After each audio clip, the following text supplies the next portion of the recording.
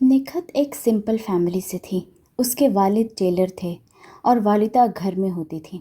School में competition बहुत ज़्यादा था और निखत अक्सर एवरेज मार्क्स ही लाती थी। एक दिन जब उसका रिजल्ट फिर से वीक आया तो वो लाइब्रेरी में बैठकर रोने लगी।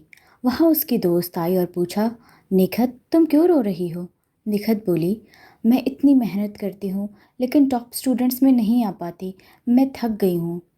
फिर उसकी दोस्त ने जवाब दिया कि सुनो, मैं एक इस्लामिक लाइफ कोच को जानती हूँ जो शायद इस मामले में तुम्हारी हेल्प कर सकती है।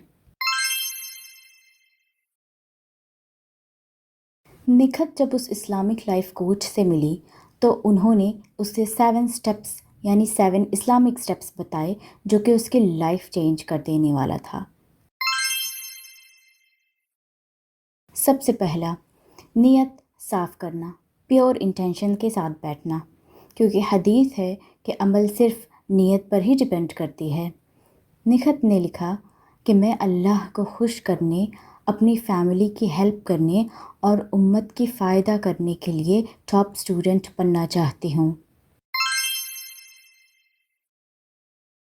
दूसरा स्टेप था नमाज और दुआ।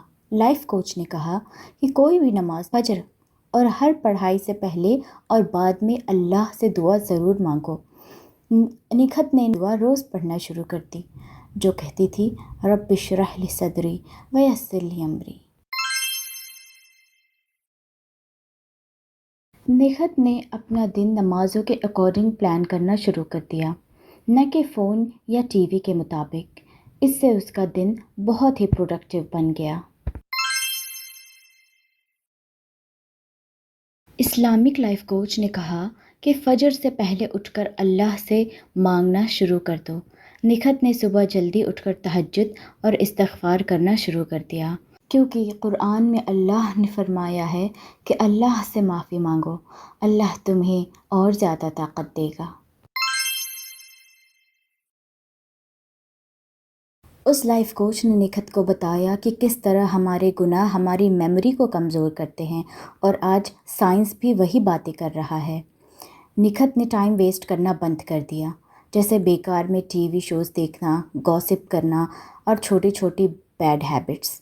उसने याद रखी इमाम शाफ़ी की बात, जो कहते थे कि इल्म अल्लाह का नूर है और ये नूर गुनहगारों को नहीं मिलता।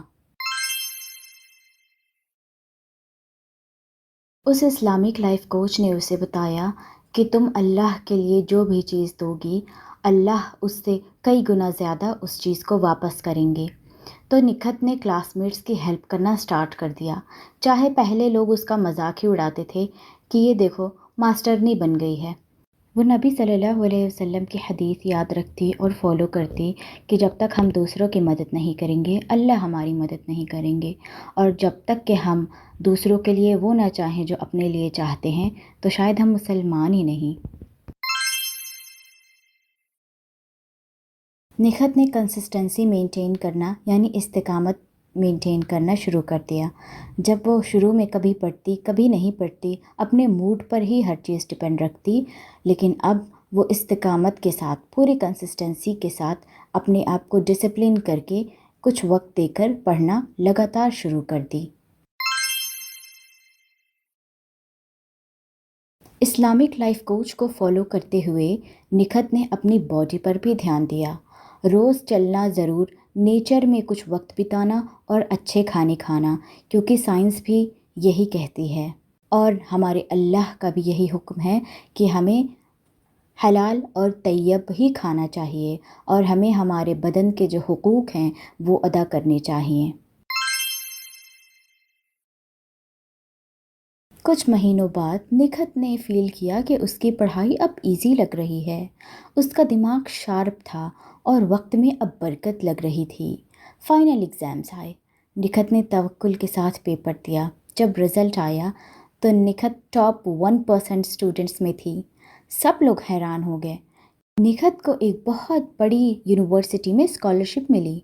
बाद में वो एक यूनिवर्सिटी में खुद प्रोफेसर बन गई और मोटिवेशनल स्पीकर भी बन गई, और दूसरों स्टूडेंट्स को भी अपनी इस्लामिक वैल्यूज़ के ज़रिए सक्सेस सिखाने लगी।